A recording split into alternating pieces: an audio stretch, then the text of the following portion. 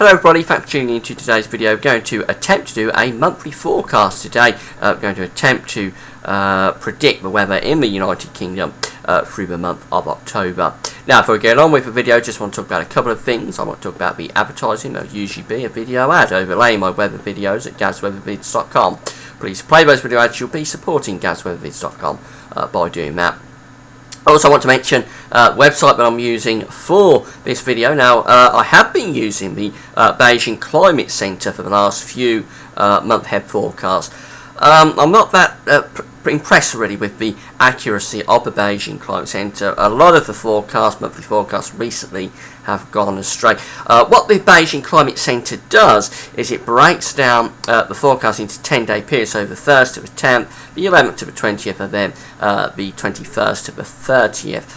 And then at the end of that, you attempt to come to an average really for the month as you average out those 10-day periods. Now, I think there could be a flaw in the model really here. The further out you get through the course of those 10-day periods, it seems as though you will nearly always revert back towards average whatever you start off at. And I think that does affect really the performance of the forecast as you average it out through the course of the months. I do rate the Beijing Climate Centre very highly for the seasonal forecast, but for these month-ahead forecasts, I've just not been terribly impressed really with the accuracy. I'm sure the model will improve. I'm sure the month-ahead forecast will get better over time. We will come back to them, I'm sure we will. But at the moment, I'm going to go back to the CFS models, the reliable NOAA models from CFS, and we'll have a look at the month-ahead forecast, based on the month-ahead forecast on the CFS model for this month, and see if the performance is any better. Now, I just want to talk about September finally, because September forecast has gone wrong. The forecast was for a drier and warmer than average month. It's not turned out. It's actually turned out to be the coolest September since 1994, and many places have had either near normal or above average rainfall as well. So the forecast was a complete and total bust, and that comes off the back of a very poor performance in August and in July as well. So I'm reverting back to the CFS models, and we're going to have a look at what the CFS is predicting. Now, I'm just going to get rid of the camera. This is what we're going to start off with. This is CFS version 2. CFS version 1, we'll have a look at that in a moment, but this is CFS version 2, 700 millibar height anomalies. Now, I use the height anomaly charts for my everyday videos. Of course, you know what these blue colours are representing. They're below average heights at 700 millibars. And this is showing that we've got a big trough of low pressure here to the north of the British Isles. British Isles itself is under blue colours. We're under the trough of low pressure. The trough is actually centred to the north, but we're all under lower than average pressure here off the Atlantic.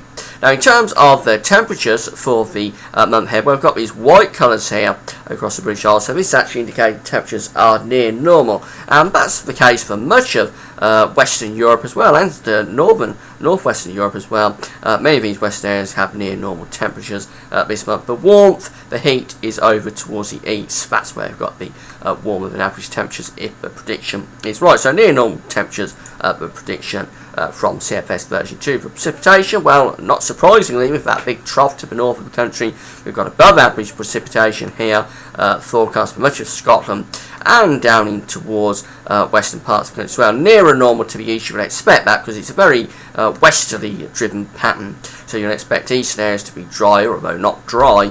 This is average rainfall here for the east, wetter than average up in the northwest. Notice how wet it is up over Scandinavia as well. The dry weather is to be found down over France. So the prediction from CFS version 2 is for the month to have lower than average pressure, above average rainfall, and near normal temperatures. Now, let's just see whether CFS version 1 is backing up CFS version 2. CFS version 1, of course, is still going. Apparently, it's going to be discontinued in October, so this month actually. CFS version 1 is due to be discontinued. Whether it is or not, we'll have to wait and see. It was supposed to be discontinued in June. It wasn't. It's still going strong. Whether they'll pinched it off finally in October. We'll wait and see. But this is the 700 millibar height anomaly from CFS version 1. It's very similar, but there is a subtle difference here, or quite a big difference actually. The below average heights are around the British Isles, so yes, we've still got the trough, but it's this area of yellow colours up to the north, because on CFS version 2, 700 millibar heights, we had low pressure up here to the north of the country.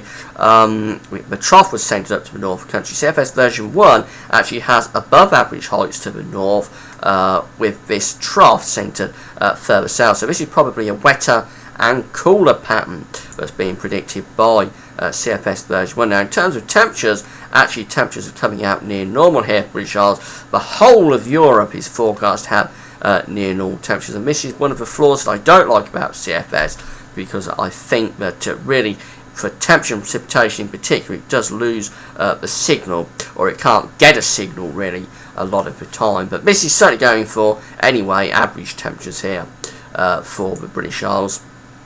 Very similar to what we saw on the CFS version 1, of course, CFS version 2 I should say, of course, average temperatures. But precipitation, this is a little bit more interesting, because precipitation is actually above average here across England and Wales, slightly drier than average for Scotland, and very dry up over Scandinavia. This is different to CFS version 2, because CFS version 2 actually had it very wet up over Scandinavia, with that trough to the north of Scotland. This is going for a blocking area of high pressure up over Scandinavia, extending out towards the north of Scotland, pushing the jet stream south, with the jet running through the British Isles and through France as well, taking the low pressure. So everything is further south on CFS version 1, so consequently it's I think personally, although it doesn't show it, I would say this is a cooler and wetter pattern, really, particularly for England and Wales, than CFS version 2.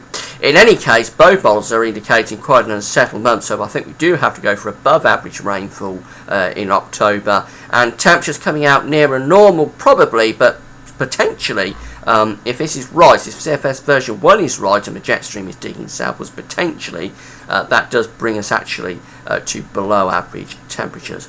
Finally, having a look at CFS version 2, 700 millibar heights for November.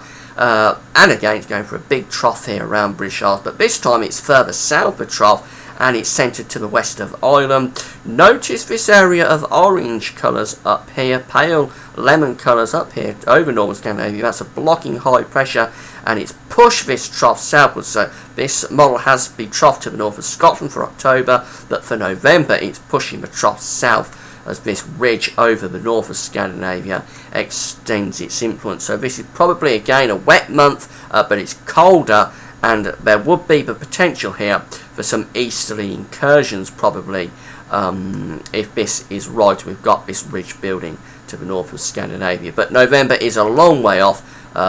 We can't take it seriously at all at this stage. But for October, anyway, let's come back to October, and the forecast is for an unsettled month, above average rainfall for many of us. Temperatures probably coming out near normal, but there is just the signal there that the jet stream may start to track a little bit further southwards, and that will bring us out cooler than average. So certainly no sign of anything particularly warm once you average out the month, probably near normal temperatures, above average rainfall. That's it for now, thanks for watching.